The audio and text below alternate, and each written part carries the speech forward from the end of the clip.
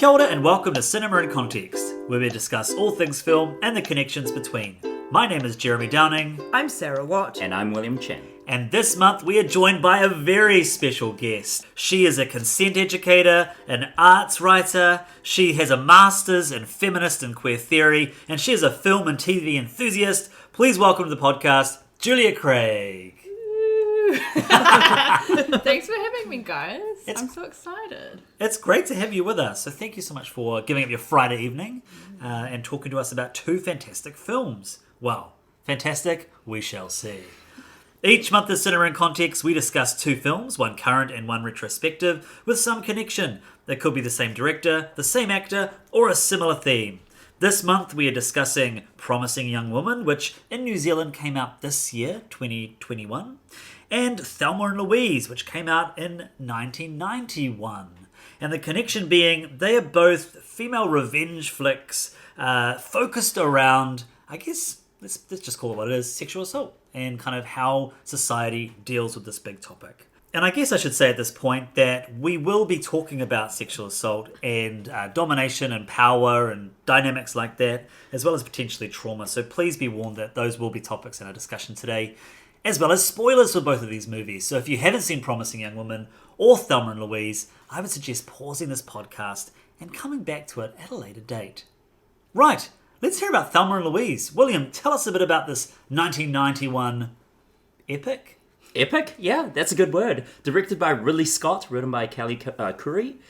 It details the escapades of Thelma and Louise, a kind of hard-boiled waitress and her best friend, who is a ditzy housewife of sorts, as they go on a weekend out fishing at a cabin, and then everything goes awry. Brilliant. And Promising Young Woman. Sarah, give us a bit of an overview. So Promising Young Woman is written and directed by a British actress and filmmaker called Emerald Fennell. What a fantastic name. And incidentally, she plays Camilla Parker Bowles in The Crown. Amazing. She wears the frumpiest sweaters. She does. But in this film, she casts her star, Carey Mulligan, in the most beautiful sweaters. Carey Mulligan plays a young woman called Cassie, just turned 30, still living at home and working as a barista, despite the fact that she was on the track to becoming a doctor, but years ago at medical school she dropped out because of the traumatic rape of her best friend. And ever since then, Cassie has eschewed the life of, success and medical life. And instead, she lives at home and she spends her weekends going out to bars where she poses as an incredibly drunk young woman, lures supposed nice guys into thinking that they might take her home and do her a favor. But in fact, these young men try to engage her in non-consensual sex until she teaches them a lesson. I want to say brilliant, but it feels a bit off to say brilliant after that last statement. It is pretty brilliant. The film. It's pretty exhilarating when you watch it play out. Yeah. Where do we want to start? Where should we jump in? Sometimes what we do is we go around and we say, well, how did we feel about either of the films? I mean, I know we have not spoiled and discussed this beforehand, but I have inklings that we are all coming at these with different views. So is it time to lay our cards on the table? I don't know. Let's start with Promising Young Woman, because I think that's the controversial more controversial of the two, I would say. Yeah. I was going to tell my weird story about Thelma and Louise. Oh, go on. This is just something that completely popped up, because this time watching it for the podcast, this was my first time watching the whole movie in its entirety. Wow. Which is quite interesting, because, it's obviously a very well-known movie, and it's one of those, classics. It's enshrined in so many best-of lists. But the only part of the movie I had seen beforehand was the final 5 minutes. Oh. And this was as part of a university bursary study course at the University of Auckland. This must have been 2003. Mm-hmm. And they just spoiled the entire movie. That was very mean. Maybe they thought you'd had 12 years to watch it, and therefore people probably knew the ending of Thelma and Louise, But okay. But that's all I knew, was that Susan Sarandon and Gina Davis, Louise and Thelma, end up holding hands, making a death pact, and going off a cliff. Oh, no. And so watching it this time was like, okay, like, I kind of know what the ending is. How do we build up to that point? And it was a really interesting experience. I feel like I had that same experience. I feel like the first time I watched it, maybe like 6 or 8 years ago, I knew what the ending was because I feel like The Simpsons had done that ending in a Simpsons episode. Bloody Simpsons. Yeah, so I also had that same experience because The Simpsons had spoiled it for me. Because it's like an iconic pop culture scene and pop culture reference now. Mm-hmm. Yeah. I can't remember when I first saw the film. I definitely saw it when I was probably a teenager or maybe, early 20s, and remember really enjoying it. I don't know if I knew the ending or not, but watching it again this time, equally thrilling. I had a really great time, and I was really impressed at the relevance of this movie to today. Like, there wasn't too much really at all that was like, oh, that's that wouldn't happen nowadays. Or this is dealt with in a really gross way. Yeah. Like, I thought there was, and we can get into this more, but I thought representation was pretty strong. I think to call a movie Thelma and Louise when it's dealing with issues it's dealing, they kind of, I guess it's beholden on the film for there to be very limited female characters. I don't know if that was conscious or not, but it seems to be. I was thinking, why is it called Thelma and Louise? They're really only two. They're the only two female characters, really. There's a waitress that has a couple of lines. So I don't know. That's something I'd be keen to unpack as well.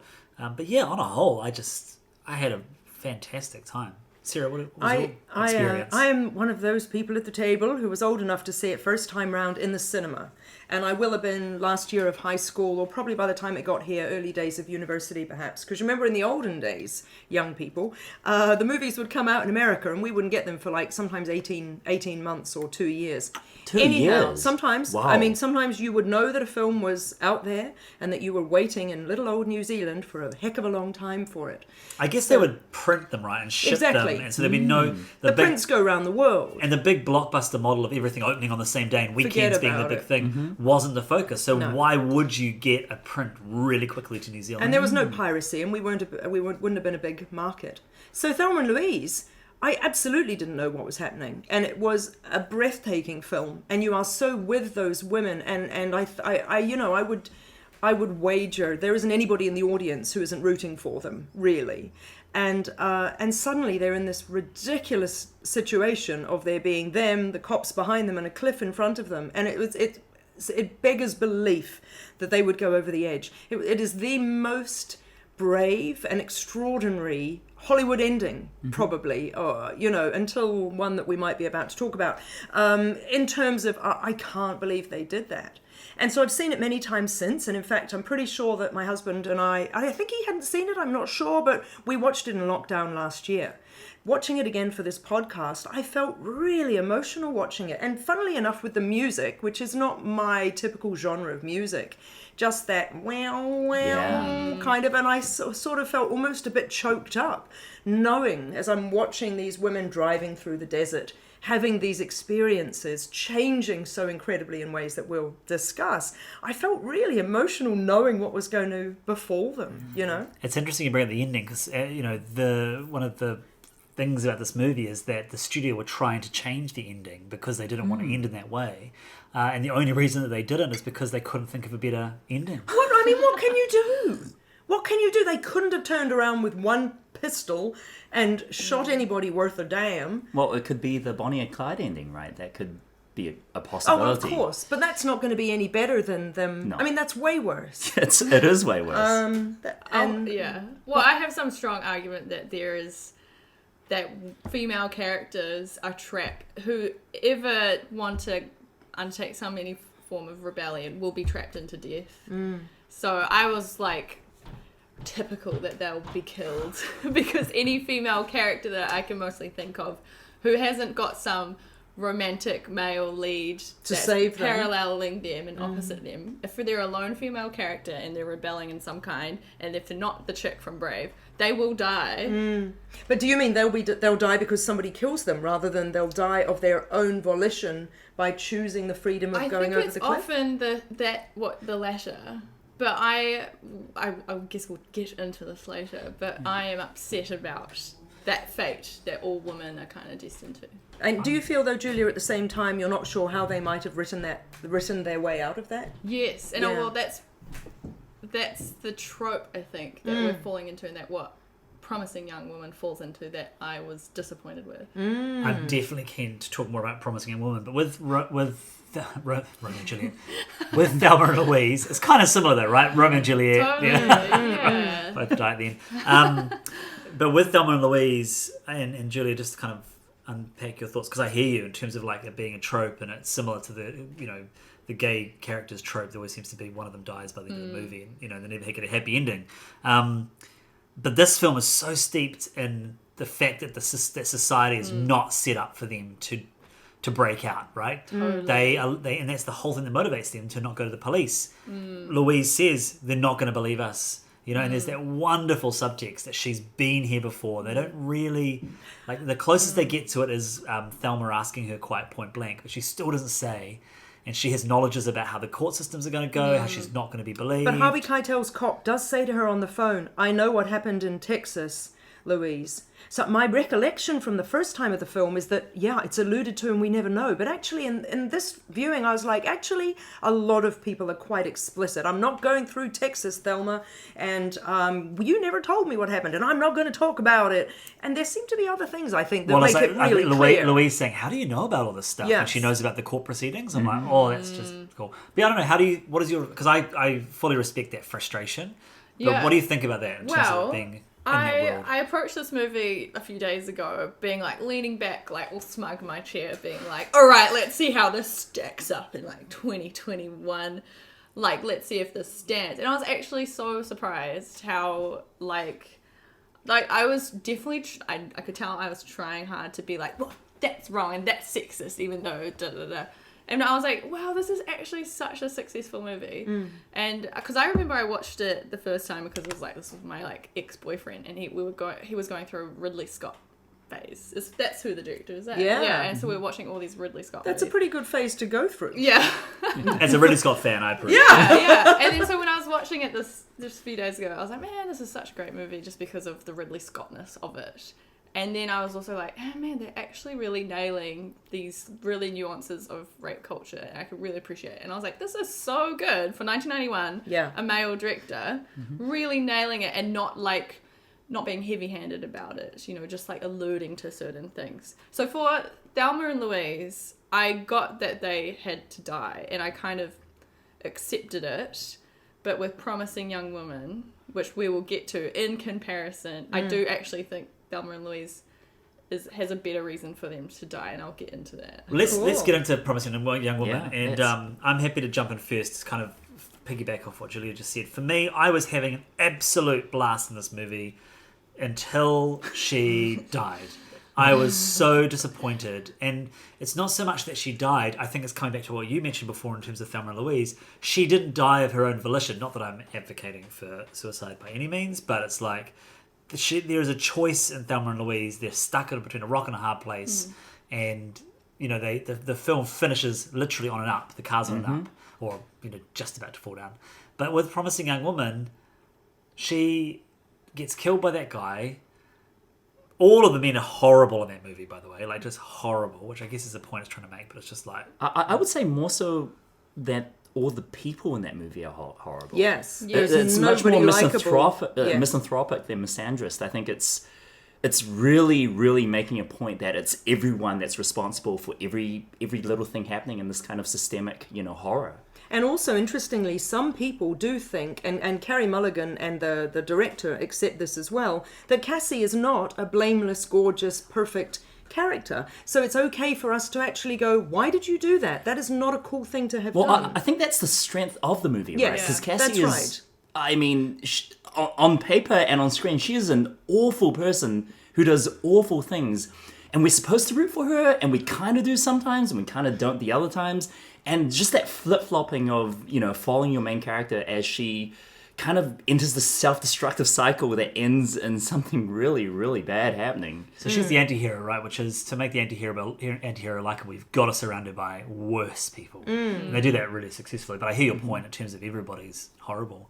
But yeah, there's my thoughts. I mean, maybe we'll go around this way. William, what's your Sure. reaction to that film? I'm so happy you think this way, Jeremy, because I'm gonna make a juvenile comparison to the film Monsters University. Can I just say, Julia, as a guest, he always manages to talk about an animated You guys, movie. cartoons are so much deeper than you think. Do you like my reference to Brave though? Yes, I love your reference to Brave. So, in the film Monsters University, which was the prequel to Monsters Incorporated, the movie it's fine.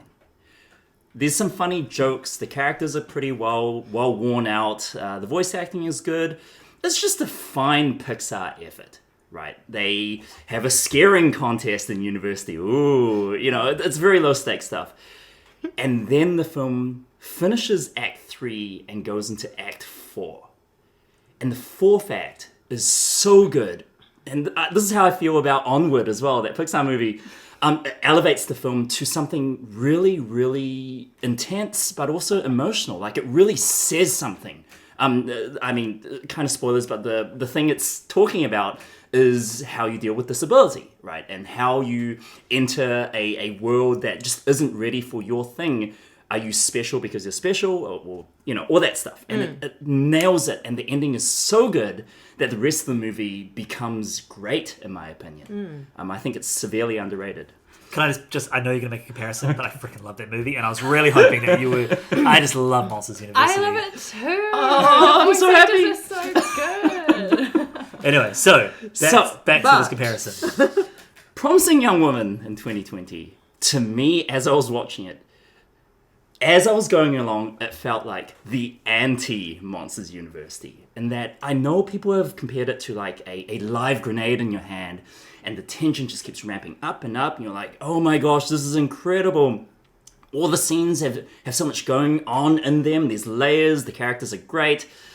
And then you hit the fourth act. And to me, it's a house of cards that doesn't just kind of flop, it crumbles into dust. I think the ending is so bad that it ruins what comes before. I have things to say about Cassie actually dying. I think there's good things and bad things to that decision. But what happens after she dies is like from a completely different movie. And we're supposed to feel happy about this? I felt happy about it. It left her in a burned up piece of rubble. I would have been devastated. Okay, sorry, Sarah. I think I would rather have been devastated than felt disappointed. Sure. And the ending just left me with such a taste in my mouth. It's like, well, I guess they did it. Yeah. Not happy about that at all. Well, sister, what do you think? Okay, so going into this movie, I saw the trailer first, and I was like, yes, this is the film for me. And watching the film, the first two acts, I was like, wow, this is so therapeutic. This is my life projected on screen. And I loved that she was this, like, anti-hero. This poison that was in her has been in me. What she was doing and enacting, I have had many fantasies about. Being in her position, as a woman, the only actual recourse that you have is like vigilantism. Is that the word? Vigilantism? Yes, yeah. It's like, you can't go to the school. You can't go to your employer. They're not going to do anything. The police definitely not going to do anything. And it's like, well, would you want to put yourself in that position anyway? So what you're left with is fantasizing about ruining this man's life in some way. So I found it so cathartic to watch it on screen. And then, when she died, I was like, far out, she's gonna die. And this is such a good lesson for everyone to show that no matter what you do, if you put yourself in the way of a man and his ego and his defensiveness, you're gonna experience violence.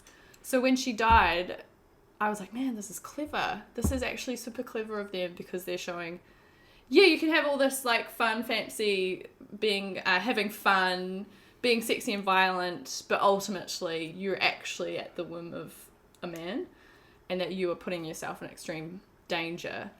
And then when they had that fun, like, Angel in the Morning song. Yeah. And I was, in the moment, stoked. I was like, yes.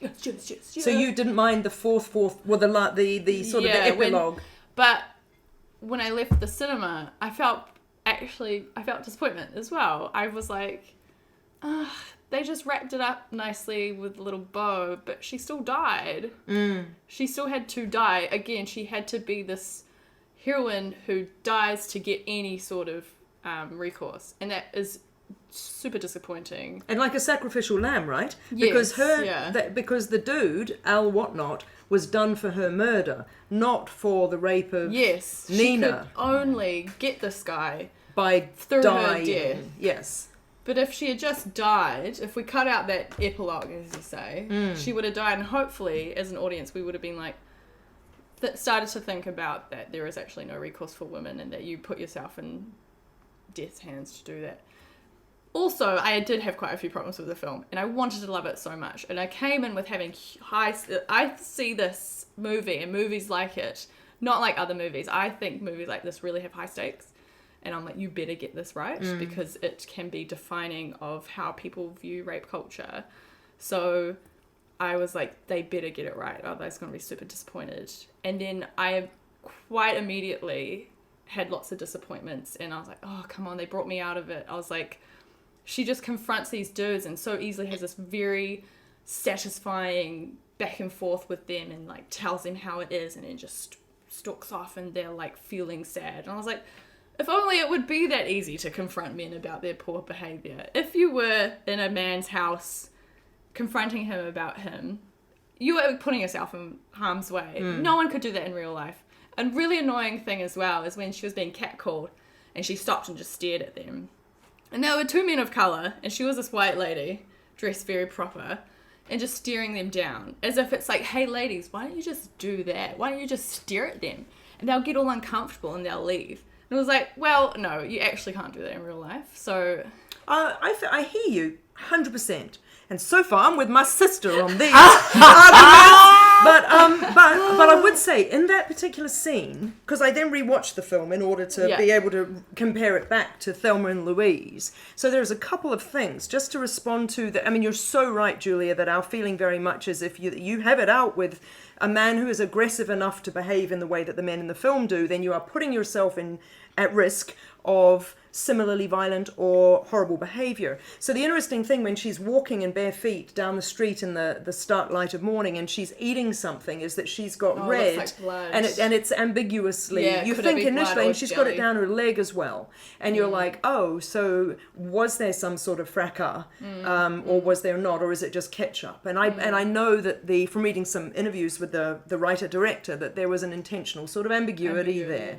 And I think what's interesting to me about the catcalling men is the minute that she stares them down, they get abusive in the way that the bloke in the horrible dirty cat in the big truck who can hardly speak through his mouth or all that day, and who they shoot his truck in Thelma and Louise. He turns on them the minute that he knows that they're being a little bit hoity-toity and a little bit like, you're disgusting and da-da-da, and it turns to a real aggressive, you're a C or you're a B or you're a whatever, you know what I mean? You're right, they do escalate it. Absolutely. But then they eventually walk away. Yeah. In Promising Young Woman? In Promising Young Woman. And I remember that part really was just like, oh, come on. Like, it just felt like, it was kind of like, hey ladies, why don't you just try this? And it's like, yeah, it's not realistic. It doesn't work that way. Yeah, and if you're trying... I remember saying at the time, I wish they pushed this forward and it became more of a horror rather than this kind of thriller, rom-com even. Because it could have pushed it to the extreme and not had to rely on some sort of realism that this is what you can expect in life and this is how you can maybe deal with it and it might be fun. But if they pushed it into this like horror realm, I think I would have enjoyed it more, and it would have been more of a revenge film. And also, like, they could have used the relevance of that topic and kind of starting discussions about complicity, because that's what I did really appreciate, was that there was this complicity machine that was around, which doesn't always get depicted in films very successfully, but almost like as a jumping off point so that they could avoid being too preachy. And Yeah, a bit more of a horror. Like I think about the movie Green Room that we've talked about before. Yeah. And how that starts off in one place and kind of goes... Have you seen Green Room? No. It's amazing. It has nothing to do with rape revenge. It's about there's a white supremacy kind of... Oh, yes, I've heard of It's it. amazing. Yeah. It was my Narrative. top Is it a film zombie- of several years a zombie ago. film? No. It's totally It's just real. a neo-Nazi. Yes, Yeah. just neo-Nazis. Yeah, It's a yeah. neo-Nazi. But that's a film where that really pushes it into that sort of Horror territory in places, yeah. genre, right? My- It's Yeah. really, I mean, I 100% respect what you say, Julia, but my feelings about I was so glad that it didn't slip into horror territory is because there is a whole genre of rape revenge horror kind of movies, you know, and back in the day there was I Spit on Your Grave, and apparently there's a TV series, no, not a TV series, like a franchisey kind of something of I Spit on Your Grave, which is a rape revenge film. And I was glad that this one didn't go that way, partly because I'm not mad on horrors, and partly because I always feel that horror sort of moves things into the realm of not realistic. I mean, God willing, you know, I tend not to visit cabins in woods just so I never have to test that theory. Not but even to fish? You not know, for even, the weekend? not even. The best pal? Just in case. But do you know what I mean? Like, so I didn't really want it to go all kind of horror. I wanted to Yeah. try and keep it almost realistic. I would have loved it to stay as it is if it just got a few things not Yes. so terribly wrong. Yes. The worst thing for me was that lawyer begging for forgiveness the Yes. moment she came in, and I was like, that to me brought it out, and I was like, you're not really getting how rape culture is the norm, and it's normalized, and it's the easy thing to do for defense lawyers. To defend a rapist is the easy thing to Yes. do. The hard thing to do is to help a woman who's accusing a man of rape. They have the hard job. Yeah. Because that's the harder thing to convince society that women aren't asking to be raped. Yes. Or they'll just destroy the victim's credibility. Yeah, Yeah. exactly. And so when he was all, oh, I'm so sorry, haven't been able to live with myself, and I've been waiting for someone to come and kill me. Yeah. I was like, whatever. And This tonally, I didn't- never happens. Yeah, I thought that was a misstep, just as a scene. I didn't mind that scene, but it's because I was under the false pretense that this was a character study, right? So for me, those scenes were less about a commentary on the system at large. It was like this character was used to Oh, yes. reflect her state and Like what the she Dean, was willing, for example. like A what she's willing to caricature do. of the Dean, yeah. And like Yeah. what she's willing to do, and like that story with the Dean's daughter, and then but this man, like she does have capacity to forgive. It showed you what she wanted, and so I didn't have that same reaction. I fully see what you're saying, but I was like, cool, it's a character study. But then it wasn't, because she flipping dies at the end. So you know, like she didn't survive, and I was just like, oh, she's not the person that we're left with. It really just Yeah. didn't work. I mean, on top of that, I find the scene with Alpha Molina as the lawyer, it was also interesting that was the one character on her list where she got what she wanted, and yet she was left even more empty than before, right? Because there was that great scene with the thug afterwards, am I still getting paid and all that. And yeah, I kind of agree, Jeremy. Just it was much more about her than it was about him, right? It was about how she could get everything she wants in these scenarios, and yet nothing is enough because she's already calcified and dead inside. Yes. And interestingly, though, with the lawyer, and I didn't love that scene, and that's why it got 4 stars from me and not 5. But interestingly, though, she is then able to use that lawyer at the end. Yeah. He's the guy to whom she sends the if you receive this, something has happened to me, and he's able, in a way, to get redemption for his behaviour. Do you know what I mean? Yeah. Yeah, and so I don't know. So you say 4 stars. We haven't actually Yes. got to your... Yeah, your I overall was reaction I to was the movie. exhilarated through the whole film, and even though I don't have quite such visceral lived experience or sort of empathy, I suppose, with the situation, it was exhilarating to watch. And I agree with you, Julia, about the fantasizing that goes on in many people's heads, perhaps predominantly women, in terms of wanting to get back at situations that have been pernicious. And so and in that regard, oh my gosh, you're watching somebody live out this most amazing... I mean, it's the same, to be fair, in Thelma and Louise. We love, I say we, I can't speak for everybody, but we love that they shoot the guy's truck. And we love that, well, we love that Harlan gets shot because he deserves it. and it's incredibly satisfying in that regard. But anyway, I really enjoyed Promising Young Woman. I simultaneously adored the fact that she just looked so glorious. I loved her shaggy mane of hair. I loved her pastel rainbow-coloured nail varnish and her fluffy jumpers. I loved the burgeoning relationship with Bo Burnham, who I am not familiar with from his amazing comedy career. Did you watch the Netflix show? I did not yet, I forgot. But I loved him. And apparently there are people whose response to the film has been that they were so upset that Cassie didn't take Ryan back. But you know, my riposte to that would be, there's that moment where you think, could she forgive him? It was a long time ago. But then when he disavows all knowledge of her, and you know he's a creep as well, it's like, he didn't deserve to be with her and all that. He's the bystander, right? He was the bystander 7 years ago. He's the bystander now. But he has the offer of redemption, then he doesn't take it. Yeah. That's the key thing.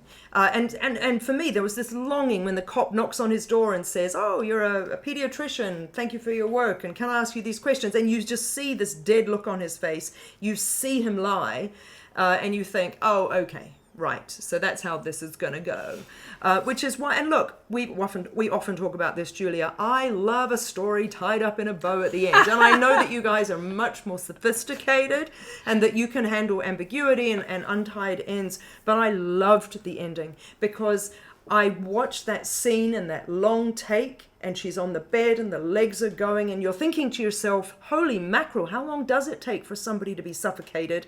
And then you see it happen and you're like, really? They went there? And I was part exhilarated that, again, they would do this brave ending, and part appalled because why would you want her to die? And I would have been bereft if they'd left it at that. So I needed the whole retribution thing at the end and the ruining of his pathetic wedding and all that sort of thing. They had tambourines, Sarah.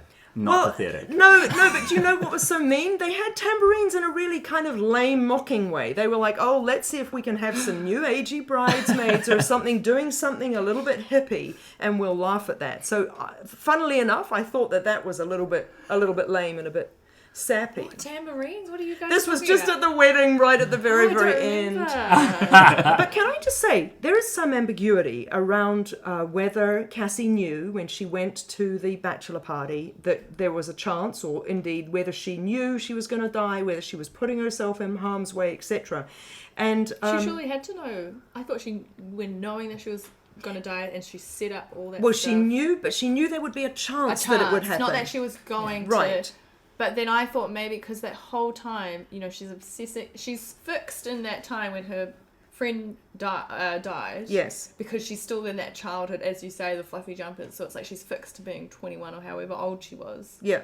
So she's frozen in time and can't get out, so she has to die. So when I looked back, I was like, maybe she knew that all along that she would eventually die after she had done all that revenge. Right. Because there was no other point to living, because she was only living for revenge at that point. Which ties back to what you say, William, about the whole sort of she's just sort of consumed by it, and she's just going to... She's dead inside. That's right. She's dead inside, and she's doing all of these actions and still isn't feeling like she's got any redemption or can... Which I think on. is slightly muddied by the fact that she really struggles to live when she's about to be killed, but then maybe that's just the human body reacting. I think it is. Well, I think it is human nature. And, I've seen a lot of movies lately where somebody chucks a pillow on somebody, and the body always struggles, even if it was a, would you mind putting me out of my misery sort of situation. I agree, Sarah. That scene was exhilarating but also exhausting to watch, because you're like, oh my gosh, this is in real time. Yeah. Like, and his acting is superlative. Like, he's amazing. You see his desperation. She's brilliant. Like, No, I think yes, she's but I mean when brilliant as well. she's under the pillow. I know. But I'm just saying, She's like, no longer that doing pretty. But she's. I mean, the Carey Mulligan's been touted as being nominated for the Academy Award. I mean, she deserves it, but equally, nothing else has come out this year. But I think she was fantastic. And can I just say, Jennifer Coolidge as her mother. Wasted, I thought. It was what a waste of Jennifer Coolidge. I know. Yeah. It's I like, love ooh, Jennifer Jennifer Coolidge. Coolidge and Brown. Clancy Brown. Cool, I like these guys. Oh, okay. Tied That's her right, hair Nancy brown. Brown. Guys, it's not their movie. No, I think she did it on purpose because she wanted to do some just more kind of straight roles. But there's Right. definitely one line in that movie where she's improvises something. It's such a Jennifer Coolidge joke, and she asks, I can't remember what she asks the boyfriend guy. She asks him a really dumb question. It's gone from my brain right now. Oh, are your parents proud of you? And he Yeah, says, he says no, a joke, no. they wanted me to be a DJ. Yeah. And she's like, oh. It's a great joke, but there's Yeah. one where she asks him something very Jennifer Coolidge, which I cannot remember. But it's wonderful. But talking about Thelma and Louise, the characterizations there are far more realistic, and we'll get to all of the side characters because I think there's some really fascinating, particularly men, the romantic men in that film are interesting. But Thelma herself and how she is the, like you said, this kind of ditzy housewife. Louise takes charge, and then she has this sexual awakening. Yeah. Right? Yeah. I mean, how could you not with Brad Pitt? Yeah. Yeah. I mean, He was gorgeous. Do they reckon Yeah. this was the film where his abs became the big one of the biggest stars of the movie? And may I just say very quickly that the lovely thing, even though this is a Ridley Scott directed film, and the cinematographer is a man, that was the beautiful thing I noticed about Thelma and Louise, is there's plenty of female gaze. So it isn't just Thelma in her exquisite bikini. There's a whole lot of Brad Pitt, and I salute them for that. But we'll talk more about who was actually calling the shots in Thelma and Louise in just a second. Getting back to you. Well, I just think her development as a character is such a satisfying arc. She really Thelma? Thelma, Gina? when Yes. she has that moment where she Yes. takes when Louise is kind of lost it when the money's been stolen, and she just says, "Come on, Thelma! Come on, Louise! Let's go for it!" And then she makes things happen, and then she's the one that puts the gun to the policeman's head, and it really levels them up as opposed to it just being Louise kind of calling the shots. Yeah. And you'll notice how her costumes change by that stage as well, because after that she's in jeans, she's in a denim shirt. Admittedly, she looks like sex on legs because she's Gina Davis, but her hair is different, and she loses her innocence, doesn't she? And I love that her innocence is she doesn't lose her innocence through the experience earlier in the film. It's when she has this, like, she leads awakening. that whole situation with Brad Pitt. Except and- she's in a little, not baby doll nightie, but kind of, her little nightie is like a little t-shirt dress nightie, which is very, I don't want to say infantilizing, there's nothing actually suspect about it, but it's very ordinary. Do you know what I mean? It's not sexy or anything, it's just a long t-shirt. But I guess I just appreciated that it wasn't her, like, the trope of the woman always kind of screaming in ecstasy, that kind of thing. Like, it was this clumsy sex scene. They're sort of banging around the room, both literally and figuratively, and like we talked about with the kind of the camera on Brad Pitt's sexuality. she does do a bit of a rooster crow in the diner next morning, though, when she shows Louise the love bite on her neck and says something like, "Now I know what all the fuss is about." Yeah, it's just a really satisfying story, and I just think in terms of a story about, I just found it really great. And then I think with the male characters, like the Brad Pitt character, he's fine, but the He is Michael fine. Madsen, Look at him go. I love to watch him go.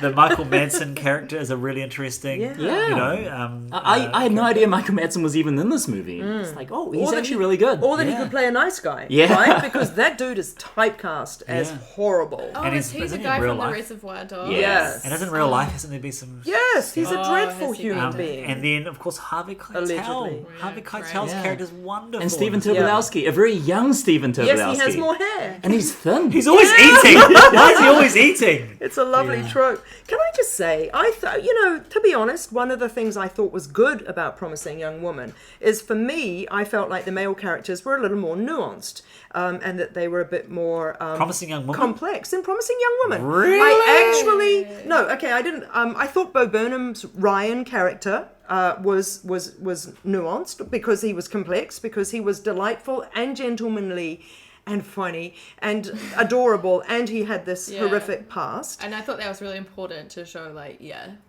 there is such a thing as a soft boy. Yes. As opposed to an F boy, which is like these guys that purport to be feminist. Is that F for frat boy? Oh, the F. The F word. One we're not going to say because I don't want to mark this podcast as explicit. Right. Yeah, so not like Yeah, that. I thought Bo Burnham's character was important to be portrayed on screen because it was like, guys like this are also lousy. Yes. And I thought it is very important to show the spectrum of lousiness in straight men. Yes. And that's what I thought Thelma Louise was good at doing. Because I thought all the men, even Michael Madsen, is that his name? Yeah. He was lousy to me. I was like, he's not. But he also had nice aspects. My Yes, that's the great initial thing. He was thought nuanced. about Thelma Louise, though, is that you've got these caricatures. But even if they are caricatures, they are multi-sided because Yeah, they're Brad not the Pitt same. is sweet and loving and Miss Thelma this, and he's also a thief. But I mean, look, if the only bad thing about him really is that he's a thief and a liar, no, that's not true. He was cocky in the interrogation room, and he was a bit disparaging Well, he's a kid. as well. Yeah. He's the kid, Don't right? make excuses. They're all kids. These guys He had to be slapped on the the head. guys who raped Nina were kids. But anyway, but then I thought, oh, the Harvey Keitel character is a nice balance because he was really empathetic and really wonderful. So can I just say, I've read this fantastic BFI, British Film Institute modern classic on Thelma and Louise, and Callie Curry, who is the scriptwriter of Thelma and Louise, actually wrote the men to be a little more nuanced, and apparently it was a decision by Ridley and the male actors to play their characters as just that little bit more over the top, kind of awful. So Do you think that's like a particularly male decision to make? I don't They're know. like, no, there's a certain type of guy who would do this. And Oh, it's interesting. Not me. And I like that. yeah, and Ah. it's like, no, honey, sit This down. was written to be Every single man can be Right. this way, and you don't have to. It's like putting it. No, that guy over there is a dick, but not me. Well, that's an interesting And point. not someone who has good traits, so that's what I think that's a particularly male decision. I will just say, though, to mitigate that comment of mine might sound like, Ridley and the men called the shots on Thelma and Louise, and apparently Ridley Scott said, no, they did not.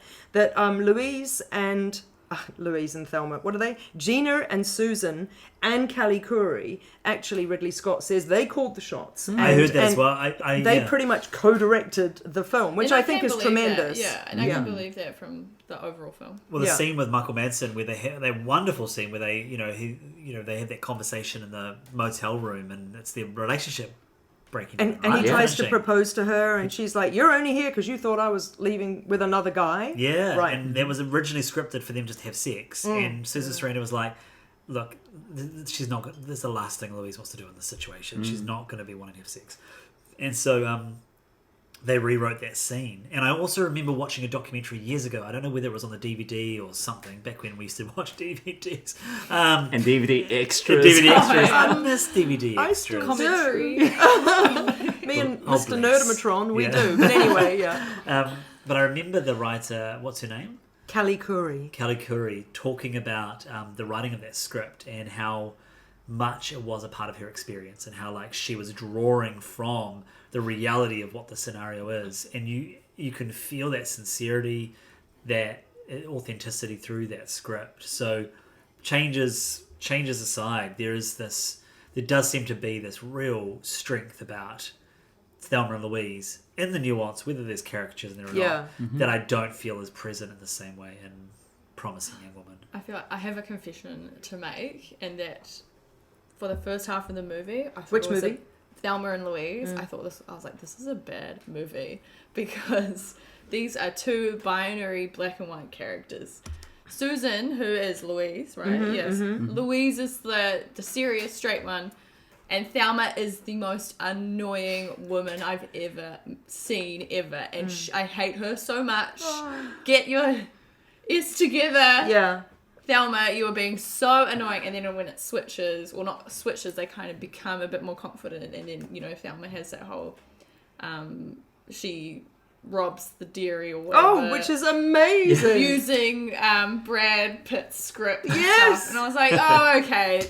They've got it right finally. I definitely But I felt guess that. they had to do that. I felt that in that scene as well when Thelma's sort of crying on the bed. I'm like, I was like, oh, you're Oh, I pathetic. don't know very many women No, that would exactly. behave like that. Guys, less than 4 hours earlier, she was being raped by yeah. some dude who then got shot. But all up until But also, that, moreover than that, she was being sexually assaulted. yeah, but I feel like it was even before the event, before the assault, I found her like, oh, this is so like rude to women in general, like just silly, hysterical women. But then it righted itself eventually. But also, there are some women like that. I know, but It's not misrepresentative. it's not. No, I'm not saying it's not it's more dangerous in a way, or foolish to show women like that on screen, because it is definitely feeding into a cliche, or a stereotype of women, that they're hysterical and silly and that they are nothing without their strong male character, but which they do debunk halfway through when Thelma. Except that, of course, Gets the Thelma is the one who drinks because, honey, my hair is coming down. Have you seen that? I've seen this film too many times. I'm on my vacation, blah, blah. And then she's all dancing with Harlan because he flatters her, etc., etc. And she's got her little dress off the shoulders and she looks amazing and she's oblivious to all of that.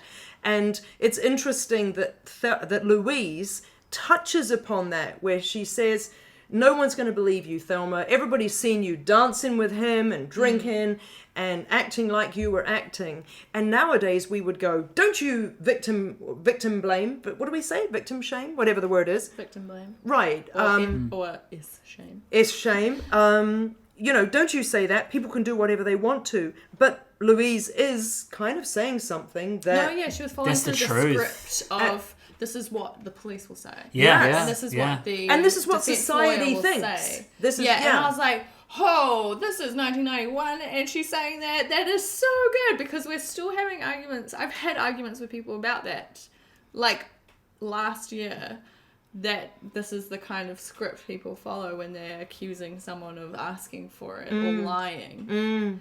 So I was like, wow, that's actually so cool. That was... In a way, you mentioned, Jeremy, that there seems as if there's only two women in that film. And of course, the waitress is the other significant person, who incidentally I looked up on IMDb, and she's had a substantial career. Not that I can tell you anything she's done right now, but she's done a lot of stuff and is still working, which is great. But she's a total ally. She was memorable, yeah. She was memorable.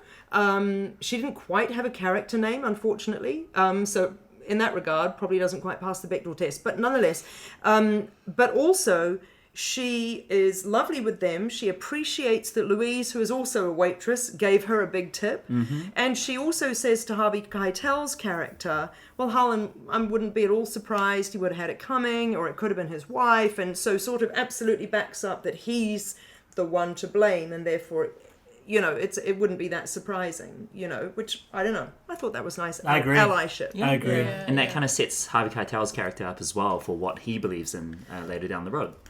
Yeah, but ultimately I felt like Harvey Keitel, even though he was empathetic to their struggle, the movie was really good in showing there's a whole structure in place that's they're trapped in, and that despite Harvey Keitel being an empathetic detective and maybe putting good word for him, it doesn't matter, because the whole structure is against him, the whole system is against him, and they had no choice but to... And Drive to Grand Canyon. Yeah. but he says that, doesn't he? He says things are only getting worse for you. And he can't... And there's only a limit to what I can do, and that kind of Yeah. thing. Which is extraordinary, again, for 1991.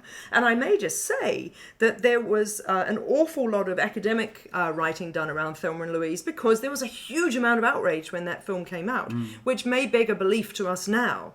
But there were female critics who were completely divided about whether it was morally reprehensible. And there was a female critic who says, I would not let any young, impressionable woman I know see this film. And I don't feel that we're having those sort of discussions around Promising Young Woman. I don't feel like, I've not read anything that says, whoa, I don't want all the young people I know painting their nails multicolored and seducing, or whatever the word is, entrapping men in bars. It is R18 though. What? Yeah, which really surprised me, and I was waiting the whole time for the R18 content, and there wasn't. So I'm assuming it was because it was a potentially adult topic. But I'm like, this would still be like, if it was done in the way you talked about, Julia, or you were hoping it to be done. It would could be a be really really, useful. really important text. They even R16, so you could show senior students and talk about consent Yes. and complicity. Yes, I didn't realise it was R18. Yeah. Can I just say, I did notice on the second watching, when I knew what I was getting into, at the very, very beginning of the film, of Promising Young Woman, maybe as the titles are going up or whatever, there's the music playing and there's those opening shots of paunchy men. Of butts. Yeah, The dancing. Charlie XCX song. And Boys. Yeah. That's Yeah. right. And them all just looking like lame Yes. office I working cracked men, up. which I thought was gorgeous. I Like thought to that was me, hilarious. that is feminism on film. Yes. Because normally we're watching women with their booties and all that kind of dancing. You know what I mean? Yeah. What a sad day that the mirror of feminism on film is that, you know? But how also Can you imagine the casting process? yeah, we need someone who's kind of paunchy and lame and Yeah. probably a Yeah. laughable dancer. About the Oh my music, God. like there's Loved Yeah. it. the needle drops in Oh, you Promising like Young that? Woman Yeah. are so good. So good. I love the Paris Hilton song. Yeah. Do you remember I that? didn't realise. That's Paris Hilton song when they were dancing In the pharmacy. Yeah. Oh, yes, he says that. Yeah. Not crazy, even though the stars are blind. And I was like, yes, I love this because I felt like, okay, they've got Paris Hilton, a maligned, hated woman. Yes. They've got Britney Spears, and we all know what happened to Britney Spears, and that was the best. Well, it wasn't her; it was a cover. Yeah. That was the best song. The top Yeah. cover of Yeah. that. The top And it was song. Amazing. in the trailer, and that was the one thing I remembered about Yeah. the trailer was the toxic cover. Yeah. So two. And Spice Girls, Yeah. who are somewhat Which maligned. Spice Girls was it? To was- become Yeah, one. yeah. And Oh, she's okay. in the taxi going home with the dude in the very Jerry. first. Yeah. Yeah, Jerry. Yes. And then the last one, Angel in the Morning by June. Yes. Something or other. I really liked how on the nose that all Yeah. those All were. very, yeah, and I usually hate on the nose music, but I was like, this totally works. Yeah. It was perfect. And it kind of fits within this weird like bubblegum pop world as well with the lighting and especially that Yes. pharmacy scene. It's like this is America's most beautiful pharmacy. Yeah. Yes. Thank you for listening to another episode of Cinema in Context. If you enjoyed our podcast, then please share it with your film-loving friends. You can listen to Cinema in Context through SoundCloud, Spotify, Apple Podcasts, Stitcher, Radio Public, and Amazon Music. You can also follow us on Facebook, Twitter, YouTube, and Instagram, which are great places to let us know what you think of this episode or give us suggestions for future films to discuss and compare. Look out for our next episode in a month's time, and until then, No order mai.